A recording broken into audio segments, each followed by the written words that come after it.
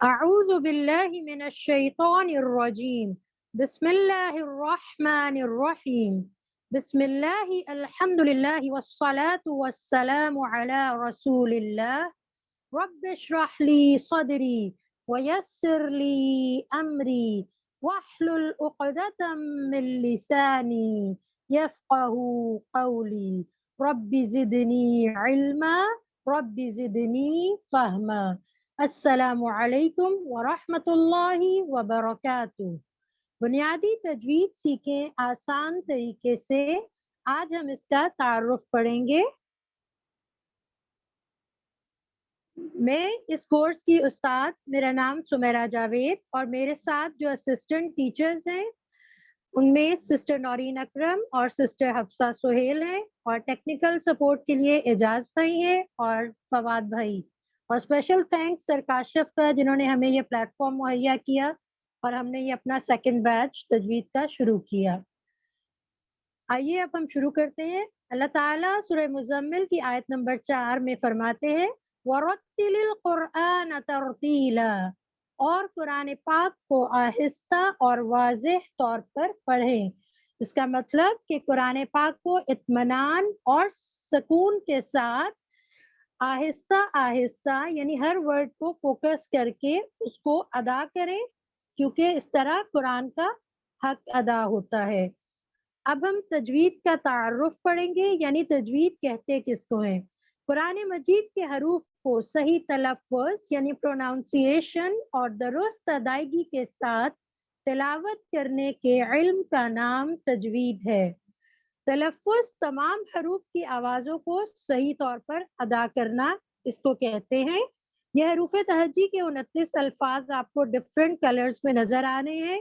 یہ منہ کے مختلف حصوں سے ادا ہونے والے ورڈز ہیں اور اس کے اکارڈنگ ان پر ڈفرینٹ کلرز ہیں۔ انشاءاللہ جب ہم پڑھیں گے تو ہم یہ سمجھ جائیں گے۔ اب اس کے قواعد کے بارے میں یہ ہے کہ حرفوں کو صحیح تلفظ سے پڑھ لینا ہی ضروری نہیں ہے، بلکہ اس کے ساتھ ساتھ یہ بھی جاننا ضروری ہے کہ حرفوں کی آواز کو کتنا لمبا اور کتنا مختصر رکھا جائے، پھر حرفوں کو ملاتے ہوئے آپس میں کن باتوں کا خیال رکھا جائے، اور یہی تمام چھوٹی باتیں قواعد کہلاتی ہیں۔ اب ہمارے پورے تجوید کا جو سلیبس ہے ہم وہ آپ کے ساتھ شیئر کریں گے۔ اس میں زبر، زیر، پیش کا قاعدہ ہے، حروف مدہ، حروف لین، مد، جزم، شد اور ادغام کا قاعدہ، غنہ، اظہار، اخفاء اور اقلاب کا قاعدہ، وقف کرنا ہے تو کیسے کرنا ہے، کن جگہوں پر وقف کرنا ضروری ہے، کن جگہوں پر ہرگز نہیں ٹھہرنا، اور اس کے علاوہ بہت سے قواعد ہیں جو ہم انشاءاللہ ڈیٹیل میں اپنی ان سلائیڈز میں پڑھیں گے۔ تجوید کے شرعی حکم کے بارے میں تعارف یہ ہے کہ تجوید کا علم حاصل کرنا فرض کفایہ ہے اور اس پر عمل کرنا فرض عین ہے۔ یعنی اگر ہم تجوید کا علم سیکھ لیتے ہیں لیکن اس کو قرآن میں اپلائی نہیں کرتے تو اس کو سیکھنے کا کوئی فائدہ نہیں جب تک ہم اس کو اپلائی نہیں کریں گے قرآن پر۔ تجوید کا موضوع قرآن مجید ہی کے الفاظ ہیں، اور اس کو پڑھنے کا فائدہ یہ ہے کہ قرآن پاک کو پڑھنے میں ہماری زبان غلطی نہیں کرے گی۔ اور تجوید کا مقصد کیا ہے؟ علم تجوید حاصل کرنے کا مقصد دونوں جہانوں میں کامیابی ہے۔ تجوید کی فضیلت اور اہمیت پر زور کیوں دیا گیا ہے، اس کے بارے میں کچھ احادیث میں آپ کے ساتھ شیئر کروں گی۔ صحیح بخاری کی حدیث ہے، قال رسول اللہ صلی اللہ علیہ وسلم خیرکم من تعلم القرآن وعلمہ، تم میں سے بہترین شخص وہ ہے جو قرآن کو سیکھے اور سکھائے۔ یعنی اگر آپ سیکھ کے اپنے تک رکھیں گے تو اس کا حق ادا نہیں ہوگا، کیونکہ اس کو سکھانے سے اور اس کی تبلیغ کرنی ہے، اس کو ہم نے پھیلانا ہے۔ اسی طرح قرآن ایک اور حدیث ہے بلغوا عنی ولو آیہ، یعنی اگر آپ نے ایک آیت بھی پڑھی ہے تو آپ پہ یہ فرض ہے کہ آپ اس کو اگلوں تک پہنچائیں۔ اسی طرح مسلم شریف کی حدیث ہے قال رسول اللہ صلی اللہ علیہ وسلم الماہر بالقرآن مع السفرة الكرام البررة والذي يقرأ القرآن وَيَتَتَعْتَعُ فِيهِ وَهُوَ عَلَيْهَا شَاقٌّ لَهُ أَجْرَانِ، یعنی جو شخص قرآن پاک کا ماہر ہوگا وہ معزز ترین فرشتوں کے ساتھ ہوگا. سبحان اللہ، یعنی اللہ تعالیٰ نے ہمارا ایک علم سیکھنے سے رتبہ فرشتوں کے ساتھ لکھ دیا. اور جو قرآن پڑھتے ہوئے اٹکتا ہے یا قرآن کا پڑھنا اسے تکلیف دہ لگتا ہے یا اس کے پڑھنے میں اسے دشواری آتی ہے اور وہ بار بار کوشش کرتا ہے، تو اس کی یہ کوشش اللہ کو اتنی پسند ہے کہ اللہ تعالیٰ نے فرمایا کہ اس کا اجر دگنا ہے. سبحان اللہ. اسی طرح صحیح نسائی اور ابو داؤد کی حدیث ہے، قال رسول اللہ صلی اللہ علیہ وسلم زین القرآن باصواتکم، اور قرآن کو اپنی آوازوں سے زینت دو، یعنی قرآن کو خوش الحانی سے، اچھی ٹیون، اچھی کرت سے پڑھنے کی کوشش کریں. اور اس کے لیے ہمارے پاس آج کل ہر چیز نیٹ پر اویلیبل ہے. ہم کسی بھی قاری کی آواز میں یا قاریہ کی آواز میں اپنی پسند، جس کی آپ کو لہب و لہجہ پسند ہے، آپ ان کی آواز میں سن سکتے ہیں. صحیح نسائی کی حدیث سے، قال رسول اللہ صلی اللہ علیہ وسلم اقرأوا القرآن بلحون العرب واصواتها، قرآن کو عرب کے لہب و لہجہ اور ان کی آوازوں پر پڑھیے. یعنی کہ آج کے دور میں تو یہ چیز مشکل نہیں ہے. ہم لوگوں کی کیسے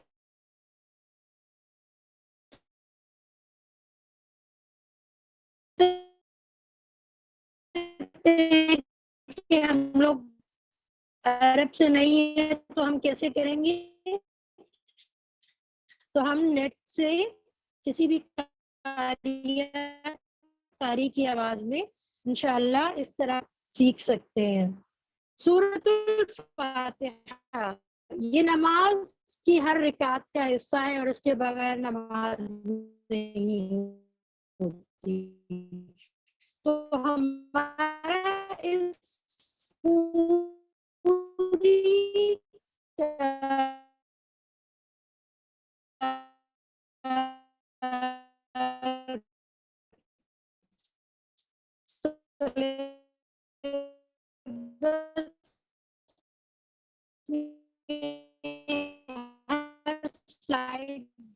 ہر لیسن میں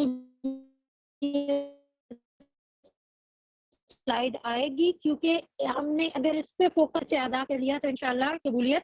کوڈڈ ورڈ جو ہیں ان کی مخرج کہتے ہیں.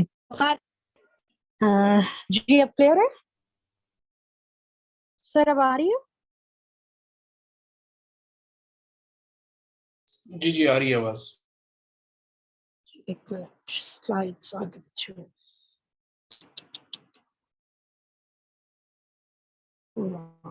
جی.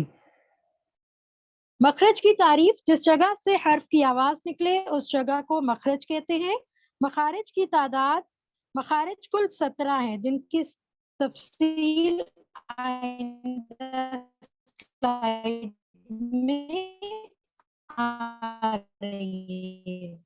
اب یہ دیکھیے سلائیڈ ہے، اس میں تک حروف تہجی کے 29 حروف 17 مختلف جگہوں میں کور کریں گے.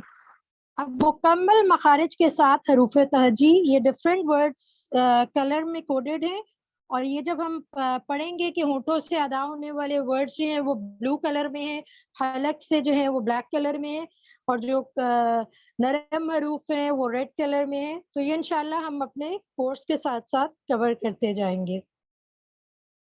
اسی طرح نون ساکن اور نون تنوین کے قواعد. نون کے اوپر جب دال کی چھوٹی سی شکل ہوتی ہے اس کو نون ساکن کہتے ہیں، اور 2 زبر 2 زیر 2 پیش کو تنوین کہا جاتا ہے. یہ ساری جو اگلے 10 اسباق میں ہم نے پڑھنا ہے، یہ ساری وہ سلائیڈز میں آپ کو صرف بریفلی بتا رہی ہوں. اسی طرح میم مشدد اور نون مشدد، یعنی میم کے اوپر اور نون کے اوپر جب تشدید آئے گی تو ہم نے اس کو کس طرح ادا کرنا ہے. را کو پڑھنے کے قواعد، کون سا حکم ہوگا تو را کو موٹا پڑھیں گے اور کون سا حکم ہوگا تو ہم را کو باریک پڑھیں گے. اسی طرح حروف مدہ 3 ہیں، ان کے متعلق ہم ڈیٹیل سے پڑھیں گے. حروف لین کے واو ساکن اور یا ساکن سے پہلے زبر ہوگا تو حروف لین یعنی ہم اس کو نرمی سے ادا کریں گے. اور کلکلا حروف یعنی آواز میں کس وقت ٹکراؤ پیدا کرنا ہے؟ جب یہ 5 حروف ہوں گے، قاف، طا، با، جیم، دال. تو یہ انشاءاللہ ہم نیکسٹ سلائیڈز میں اپنے نیکسٹ لیسنز میں بہت ڈیٹیل سے اس کو پڑھیں گے. اسی طرح وقف کی تعریف کے دوران تلاوت آگے پڑھنے کی نیت سے کچھ دیر رکنا یعنی سانس اور آواز کو توڑ کر ٹھہرنا وقف کہلاتا ہے. اور کن جگہوں پر ہم نے رکنا ہے، کن جگہوں پہ بالکل نہیں رکنا، تو یہ ساری چیزیں ہم ڈیٹیل سے پڑھیں گے. تو امید ہے کہ ہم نے جو 10 لیسنز کا آپ کو بریف بتایا ہے، انشاءاللہ ہم اس کو ساتھ ساتھ بہت ڈیٹیل میں کور کریں گے، کیونکہ قرآن کو صحیح مخارج مین فوکس ہے ہمارا مخارج. جب ہمیں پتہ ہوگا کہ کون سا ورڈ کہاں سے ادا ہونا ہے اور وہ باریک ہے، موٹا ہے، نرم ہے، سیٹی والا ہے، تو اس کے مطابق ہی ہم اس کو ادا کریں گے اور قرآن پاک کا حق ادا کریں گے، اور اسی سے ہماری تلاوت میں خوش الحانی بھی آئے گی اور ہمارا لہجہ بھی بنے گا. تو آج کے ہماری کلاس اتنی تھی. اللہ تعالیٰ سے دعا ہے کہ وہ ہمیں قرآن پاک کو پڑھنے، سمجھنے، غور کرنے، یاد کرنے، عمل کرنے اور پھیلانے کی توفیق عطا فرمائے. آمین. سبحانک اللہم و بحمدک نشہد ان لا الہ الا انت نستغفرک و نتوب الیک.